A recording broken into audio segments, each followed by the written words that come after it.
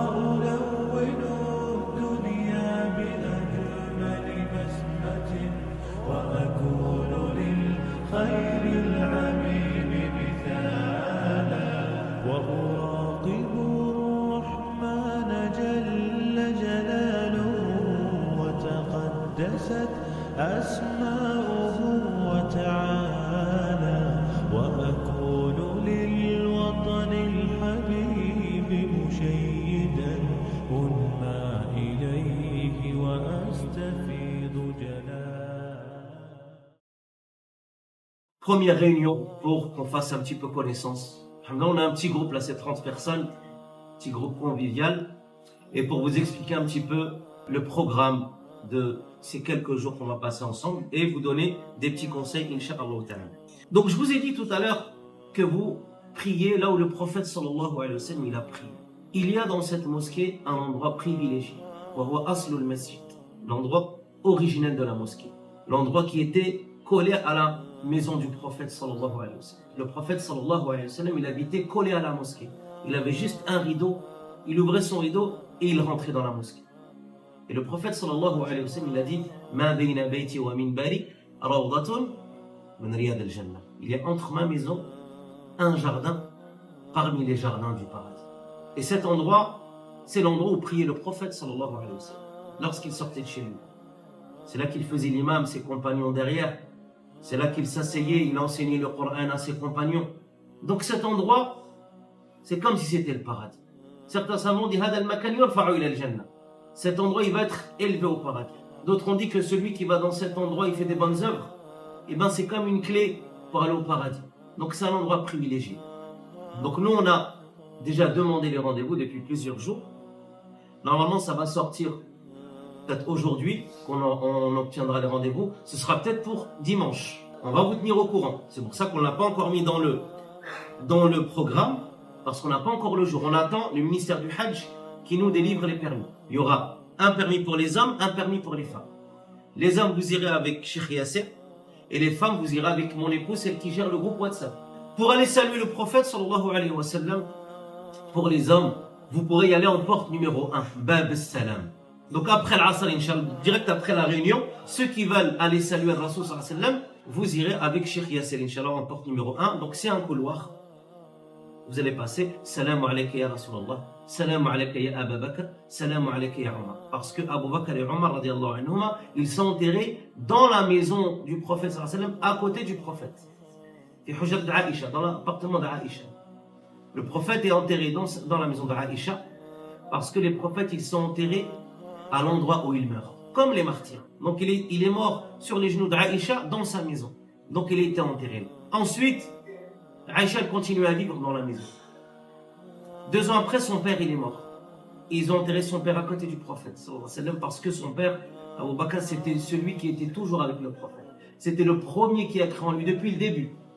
Le seul musulman qu'il y avait sur terre après le prophète, c'était Abu Bakr au début. Donc il était enterré à côté de lui. Et Aïcha radiallahu anha, elle a réservé la 3e place qui restait pour elle à côté de son mari et de son père. Mais Omar radiallahu anhu, quand il a été poignardé, quand il a souffert, il a envoyé son fils demander la permission à Aïcha d'être enterré à côté du prophète et d'Abu Bakr. Et elle, ihtiraman li Omar, par respect pour Omar, elle a laissé sa place. Ensuite, elle, radiallahu anha, elle est enterrée au Baqi, au cimetière du Baqi. Donc, vous aurez l'occasion de saluer le Rasoul sallallahu alayhi wa sallam, Abu Bakr et Omar, tout en sachant que le prophète sallallahu alayhi wa sallam et ses 2 compagnons, ils ne sont pas enterrés dans la mosquée. Ils sont enterrés dans la maison du prophète sallallahu alayhi wa sallam. Et le prophète sallallahu alayhi wa sallam, il a interdit qu'on enterre dans les mosquées. Les mosquées, ce ne sont pas des cimetières. Ce sont un endroit de dévotion, de ibadah. On enterre les morts dans les cimetières et on prie dans les mosquées. Mais la maison du prophète sallallahu alayhi wa sallam, elle était collée à la mosquée. Et quand, plusieurs années après, il y a eu l'agrandissement, la maison s'est retrouvée dans l'agrandissement. Mais cet endroit-là, c'est pas un endroit où on prie. Vous allez voir, c'est condamné. Sa maison, elle est condamnée, sallallahu alayhi wa sallam. Et on passe pour le saluer par respect, ainsi qu'Abu Bakr et Omar.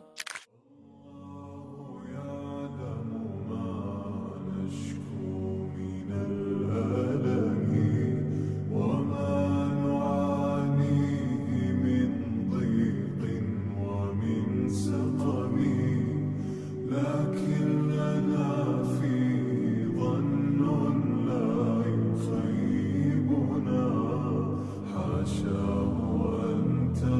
واجعل أيدي بلا نعم كم جاد من فضله قبل السؤال وكم أعطى وأغنى بمحض الجود والكرم الله يعلم ما نشكو من الألم وما نعانيه من ضيق ومن سقم كم جاد من السلام عليكم يا رسول الله.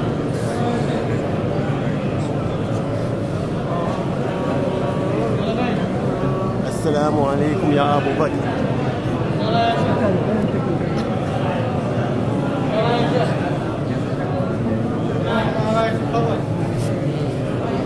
السلام عليكم يا عمر. من ضيق ومن سقم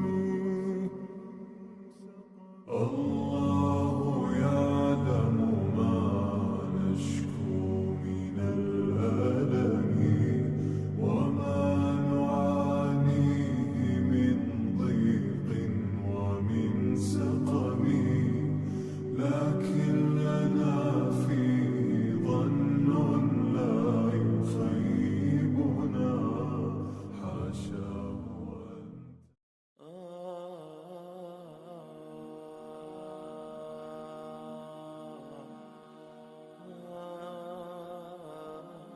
فاحنا qui nous est demandé c'est de nous soumettre véritablement à Rabbi Subhanahu. Allah Jalla wa Ala dit dans le Coran وَادْخُلُوا فِي السِّلْمِ كَافَّةً.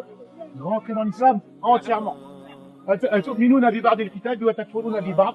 Est-ce que vous croyez en une partie du livre et vous mécroyez en l'autre partie? Non. Nous, ce qu'il nous demandait, c'est de croire en tout le kitab, tout ce qu'Allah nous a ordonné.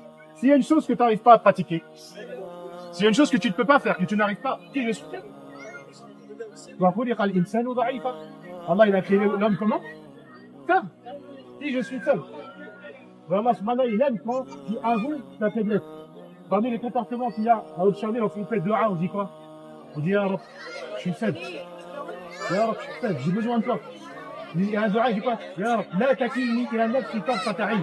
C'est que je ne m'appuie pas sur ma propre personne, ne serait-ce que le climat, le temps, un clin de mon God. Dernier, non, sans l'aide d'Allah, on n'est rien.